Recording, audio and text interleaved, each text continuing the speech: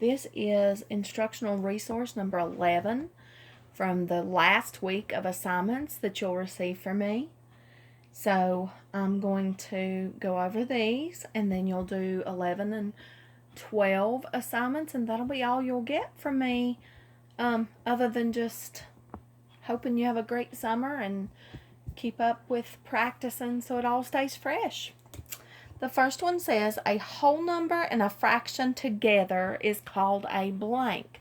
So if I have any whole number, let's say 3, and a fraction with it, 1/2, we call that a mixed number, which is B, because it is mixed with a whole number and a fraction. A says improper fraction, and remember that an improper fraction is when your numerator is larger than your denominator. C says numerator, which is the top number in a fraction. And D says denominator. So we definitely could have slashed and trashed numerator and denominator. And then when you brought back to memory what the difference between an improper fraction and a mixed number is, you can rule it down to B, mixed number, because a whole number and a fraction is a mixed number. Okay, the second one on the top says, what is the greatest common factor, GCF, of 3 and 4? So when we find the factors of 3, I know that I can multiply 1 times 3. 2 is not a factor of 3, and we are already back to 3. So those are the only two factors of 3. Remember, I told you that that means that 3 is what's called a prime number. When you guys get to 5th grade next year, you have to know those prime numbers and composite numbers. So you already know 3 is a prime number. 4, we can multiply 1 times 4. And then we can multiply 2 times 2. And there's nothing between 2 and 2 to multiply together to get 4. So those are the only factors of 4. So when I look for my common factors, the only one I find is 1. That means that the greatest common factor of 3 and 4 is 1. If this were a fraction 3/4, that would tell me that 3/4 is already simplified because the greatest common factor is 1. Okay, the next question says, what is the difference between the fractions represented by these models? So before we can find a difference, which means to subtract, we have to find what the fractions of these models are. So this one has 1, 2, 3, 4, 5, 6, 7, 8 pieces total. That means that the denominator is 8. And 7 of those pieces are shaded in. So this is the fraction 7/8. Here we have 1, 2, 3, 4, 5, 6, 7, 8, 9, 10, 11, 12 pieces. And 1, 2, 3, 4 are shaded in. So if we are subtracting this, that would be 7/8 minus 4/12. Now to subtract that, I'm going to need to turn my fractions, because as I can tell here, they do not have common denominators. So I need to turn them where I can change them.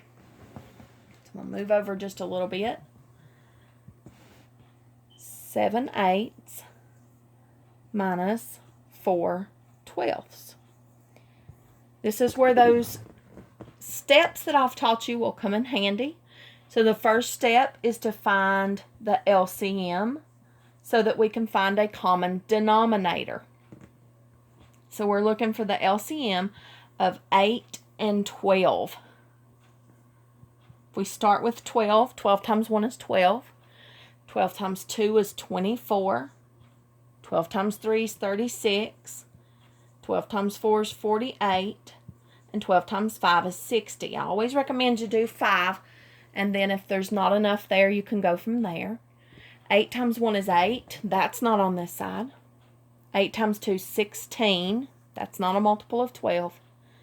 8 times 3 is 24.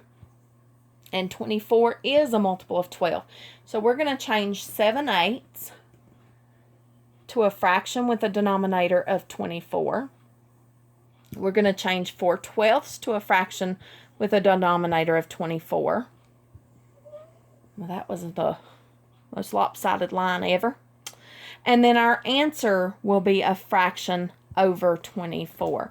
So our difference, our final answer, is going to be over 24. The second step is always to add or subtract. So once we find the numerators for these, we can add or subtract.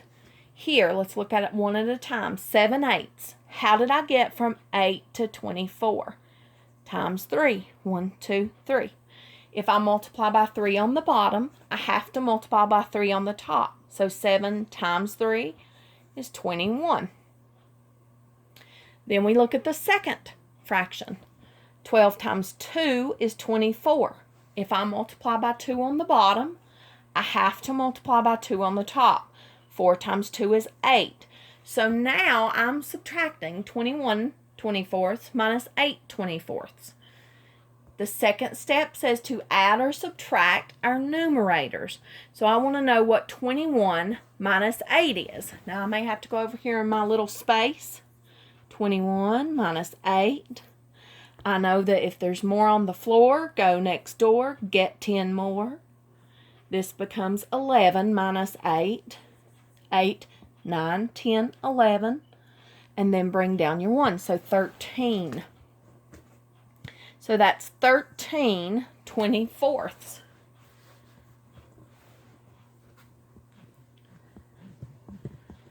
The difference when we subtracted is 13 24ths. The third and final step is to find the greatest common factors, because if there is a greater common factor larger than 1, then we can divide by it to simplify this fraction. The rules are, if there's a 1 on top, it's already simplified. There's not a 1. If they're back-to-back numbers, it's already simplified. Only Dalen counts 12, 13, 24. And if the greatest common factor is 1. So we have to do our factors. So to multiply and get 13, I can multiply 1 times 13. 13 is not a multiple of 2 because it's not even. 3 times nothing gives me 13. 4, 5, it doesn't end in a 5 or a 0. 6, 7, 8, 9, 10, 11, 12, 13. 13 is actually a prime number. It's another prime number. 24, we can do 1 times 24, 2 times 12, 3 times 8, 4 times 6. 5 is not a factor, of 24 because it does not end in 0 or 5. So if we look at those factors, the only one they have in common is 1. So 13 24ths is in simplest form.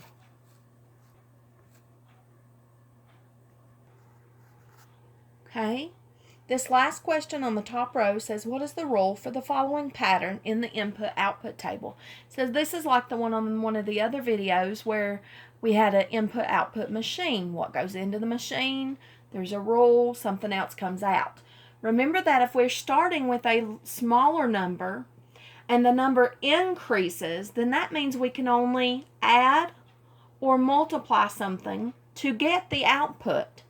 If you subtract or divide from an input, you're going to get a smaller number. So from 6 to 10, I can add plus 4. 6 times nothing is 10, so it can't be times.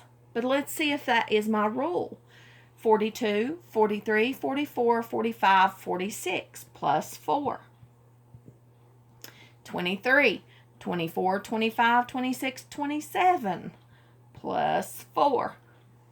19, 20, 21, 22, 23 plus 4. So the rule for this input-output table is add 4. I can give you any number for n, and you can tell me what would come out knowing what the input rule is.